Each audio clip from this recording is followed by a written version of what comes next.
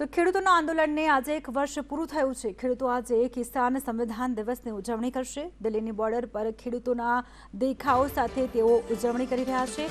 કૃષિ કાનૂન બાદ હવે એમએસપીના મુદ્દે તેઓ આંદોલન કરી રહ્યા છે। તો દિલ્હીની બોર્ડર પર આજે ખેડૂતો પોતાનું શક્તિ પ્રદર્શન કરી રહ્યા છે।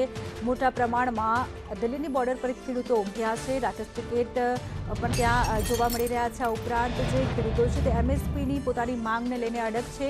પોતાનું આંદોલન છે તે પૂર્ણ કરવાના મૂડમાં નથી।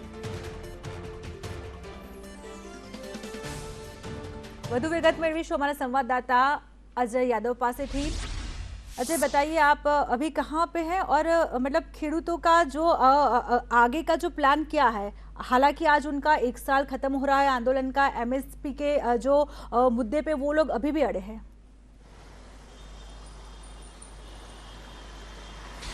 देखिए, निश्चित तौर पे किसान आंदोलन के 1 साल आज पूरे हो गए हैं और इस अवसर पर पूरे देश भर से किसानों का जमावड़ा लगातार दिल्ली के अलग अलग बॉर्डर पे बढ़ता जा रहा है। हालांकि इसके पहले किसानों की संख्या दिल्ली के बॉर्डर पे कम हो चुकी थी, लेकिन जिस तरह से मोदी सरकार के द्वारा तीनों कृषि कानून वापस लिया गया, इसके बाद कहीं न कहीं किसानों में एक आत्मविश्वास बढ़ा है और उनको लगता है कि बाकी की जो मांगे हैं उसके सामने भी मोदी सरकार झुकेगी। बाकी की मांगों की अगर बात करें तो न सिर्फ तीनों कृषि कानून को लेकर के ये आंदोलन चला था, बल्कि इसकी वापसी के साथ किसानों की तरफ से एमएसपी तय करने की मांग की जा रही थी और साथ ही साथ अब उसमें कई सारे और एजेंडे ऐसे जुड़ गए हैं जिसको मोदी सरकार के सामने रखने की कोशिश किसानों के द्वारा की जा रही है। उसमें न सिर्फ जो शहीद किसान हैं जिनकी संख्या 750 के करीब बताई जा रही है, उनके लिए मुआवजे की मांग किसानों की तरफ से की जा रही है और साथ ही साथ जिन लोगों के ऊपर केस लादे गए हैं, किसानों का कहना है कि जब वो आए थे खास करके आंदोलन के लिए तो इसी कृषि कानून को वापस करने के लिए आए थे, उनके ऊपर कोई केस नहीं था, लेकिन अब ढेर सारे केस लद गए हैं। ऐसे में मोदी सरकार को इन केस को भी वापस लेना चाहिए।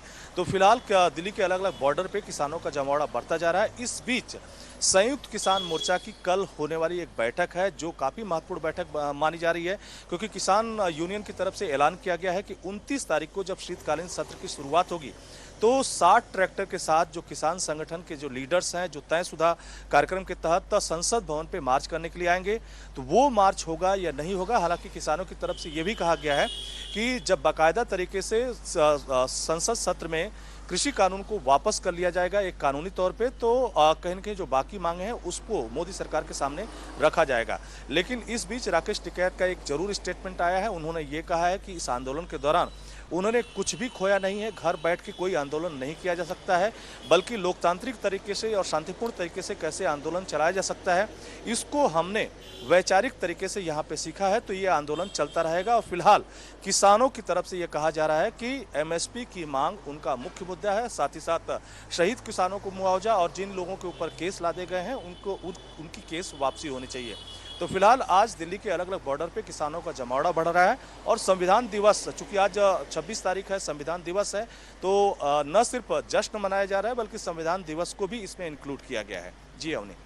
जी बिल्कुल से अजय, बट ये एमएसपी का जो मामला है उस पे किसान अड़े हैं। आपकी किसी से बात हुई है क्या? कोई मंत्री से बातचीत हुई है? वो लोग क्या बता रहे हैं कि एमएसपी आखिर सरकार पीछे हट गई है, 3 कृषि कानून तो वापस ले लिए हैं, बट एमएसपी के बारे में क्या बता रहे हैं?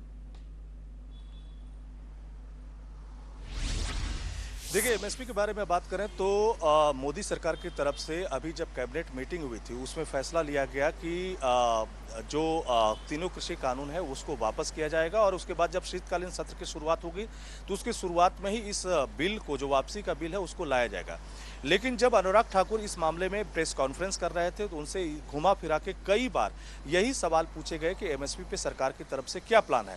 हालांकि इसके पहले खुद मोदी सरकार की तरफ से या प्रधानमंत्री नरेंद्र मोदी की तरफ से जो स्पीच दी गई थी उसमें यह जरूर स्पष्ट किया गया था कि एमएसपी को लेकर के एक कमेटी सेटअप होगी जिसमें न सिर्फ किसान संगठनों से जुड़े हुए लीडर्स होंगे बल्कि सरकार के जो मंत्री हैं वो शामिल होंगे, एक्सपर्ट कमेटी के मेंबर होंगे।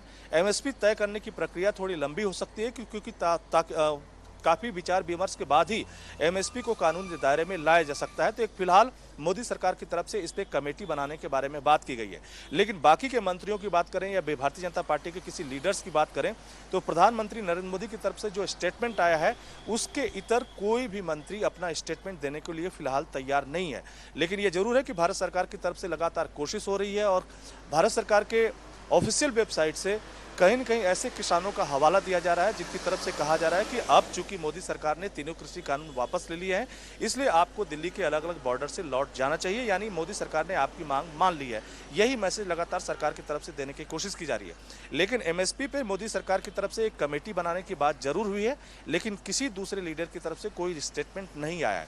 जबकि किसानों की तरफ से यह साफ कहा जा रहा है कि चूंकि कई बार इस आंदोलन के दौरान जो फसलें बेची गई उसका उचित दाम नहीं मिला है, इससे एक बात जाहिर होती है कि एमएसपी को तय करना जरूरी है। तो फिलहाल किसान जो है एमएसपी को कानून के दायरे में लाने की बात कर रहे हैं या तय करने की बातें कर रहे हैं। वहीं पर मोदी सरकार की तरफ से ये जरूर कहा जा रहा है कि तीनों कृषि कानून वापस हो गया है, संसद में भी वापस कर लिया जाएगा कानूनी तरीके से, अब आप लोग लौट जाइए। तो फिलहाल एक दावपेच बना हुआ है जिसमें किसान संगठन से जुड़े हुए लीडर और उनके समर्थक अभी दिल्ली के अलग अलग बॉर्डर पर जमा है। जी बिल्कुल अजय, तमाम जानकारी के लिए आपका शुक्रिया। તો ખેડૂતો અત્યારે એમએસપીના મુદ્દાને લઈને અડ્યા છે। 29 તારીખે તેઓ ટ્રેક્ટર માર્ચ કરવાના છે, જ્યારે 29મી તારીખે શિયાળુ સત્ર છે તે શરૂ થવા જઈ રહ્યું છે, ત્યારે ખેડૂતો ટ્રેક્ટર માર્ચ કરવાના છે। જો કે આજે સંવિધાન દિવસને લઈને ખેડૂતો ઉજવણી કરી રહ્યા છે। દેશની દરેક વિવિધ બોર્ડરો પર ખેડૂતોનો જમાવડો છે તે એકઠો થઈ ગયો છે।